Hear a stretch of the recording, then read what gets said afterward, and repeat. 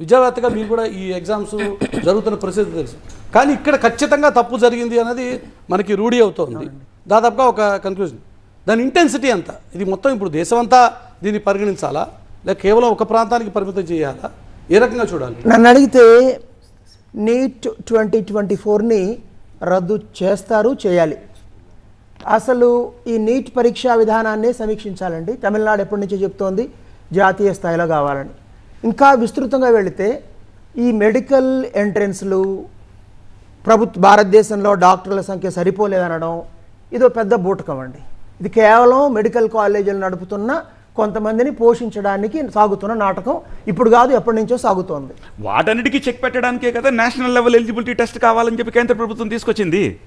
ఇప్పుడు మీరు చెప్తున్న కారణాలకే కదా. అది సమస్యకి పరిష్కారం కాదు, తెలిసిపోతుంది కదా. బీహార్ లాంటి రాష్ట్రాల్లో ఈ సివిల్ సర్వీసెస్ ఐఏఎస్ ఐపీఎస్ పరీక్షల్లోనే అవకతవకలు చేసే ప్రయత్నాలు జరిగాయి. బహుశా 1-2 సార్లు చిన్న చిన్న సక్సెస్ కూడా సాధించారేమో, మనకు రుజువులు లేవు కానీ, బట్ వస్తున్న దాన్ని బట్టి. కాబట్టి దేశమంతా పెట్టాల్సిన అవసరం లేదు. గతంలో EAMCET, JIPMER, All India Institute of Medical Sciences, AFMS Pune లాంటి ఎంట్రెన్స్లు ఉండేవి. అదే కొనసాగించవచ్చు. లేదో చేయాలనుకుంటే ముందుగా రద్దు చేయాల్సింది ఈ నేషనల్ టెస్టింగ్ ఏజెన్సీని. చాలా దొంగ నాటకాలు అనేది చాలా స్పష్టంగా ఇప్పటికి కూడా వాళ్ళు ఈ ఫోర్త్ రిజల్ట్ ఇవ్వడం కూడా అందులో భాగమే అనేది ఒక అనుమానం కదా. అవునండి, వాళ్ళ చేత మళ్ళీ చేయించడం అనేది మళ్ళీ ఇప్పుడు కాకపోతే ఇంకోటి రేపొద్దున వస్తుందండి. కాబట్టి ఈ మొత్తం విషయంలో సరైన సమాచారం అందించాలి. ఇవాళ ప్రైవేట్ మెడికల్ కళాశాలల్లో ఎంబీబీఎస్ చేసిన వాళ్ళకి ప్రభుత్వ మెడికల్ కళాశాలలో పీజీ సీట్లు 10 ఎక్కువ అంటే 12-13% కంటే రావట్లేదు. ప్రైవేట్ మెడికల్ కళాశాలల్లో ఎంబీబీఎస్ పూర్తి చేసిన వాళ్ళకి పాపం 30, చాలా అరుదైన కేసుల్లో 40,000 కంటే జీతం రావడం లేదు. ₹1 కోటి వీళ్ళు ఖర్చు పెట్టి బి కేటగిరీ కింద ₹1 కోటి ఖర్చు పెడితే భారతదేశంలో డాక్టర్ల కొరత ఉంది అనేది పెద్ద అబద్ధం. ఎందుకంటే ప్రపంచ ఆరోగ్య సంస్థ చెప్పిన దాని ప్రకారం 1000 పాపులేషన్కి ఒక డాక్టర్ ఉండాలంటే అమెరికాలో 2.36 డాక్టర్లు ఉంటే, ఆస్ట్రేలియాలో 3 ఏదో ఉంటే, తమిళనాడులో 4 ఉన్నారు. ఆంధ్రప్రదేశ్లో ఒక ఉత్తరాదిలో, అలాగే గ్రామీణ ప్రాంతాల్లో వీళ్ళు ఎవరైనా గ్రామీణ ప్రాంతాలకు వెళ్తారా అండి?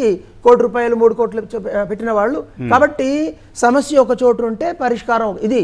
మొత్తం మెడికల్ కళాశాల తమిళనాడులో అయితే మెడికల్ కళాశాల నడిపే ప్రతి ఒక్కరికి అక్కడ పాలక పార్టీతో లేదా ఇతరత్ర పార్టీలతో డైరెక్ట్ లింకులు ఉన్నాయి. కాబట్టి చిన్నప్పటి నుంచి అబద్ధాలు చెప్పడం, ఒక విషయం స్పష్టంగా చెబితే, అయ్యా ఇప్పుడు ప్రభుత్వ మెడికల్ కళాశాలల్లో పీజీ చేసిన వాళ్ళకు కూడా ఇందాకే ప్రోగ్రామ్ వస్తే ఒక 2-3 డాక్టర్స్తో మాట్లాడాను. 1,20,000 రావాల్సి వచ్చి వాళ్ళ జీతం రావాలంటే ప్రైవేట్ హాస్పిటల్స్ పీజీ లేని వాళ్ళని, ఎంబీబీఎస్ ఉన్న వాళ్ళని, దాంట్లో స్పెషలైజ్ చేసిన వాళ్ళని 60-65,000కి తీసుకుంటున్నారు. వాళ్ళకే పీజీ చేసి సూపర్ స్పెషాలిటీ చేసిన వాళ్ళకే సరైన జీతాలు రాని పరిస్థితి ఉంటే మీరు ఊరూరా లేదా జిల్లాలో మెడికల్ కళాశాల ప్రారంభించేసి విషయాలు చెప్పకుండా కొన్ని వేల మంది ఏ ఉద్యోగాలు వస్తాయి? ఇప్పుడు రానున్న ఏ యుగంలో సర్జరీలు కూడా చేసి పడేస్తున్నాయి ఆల్రెడీ.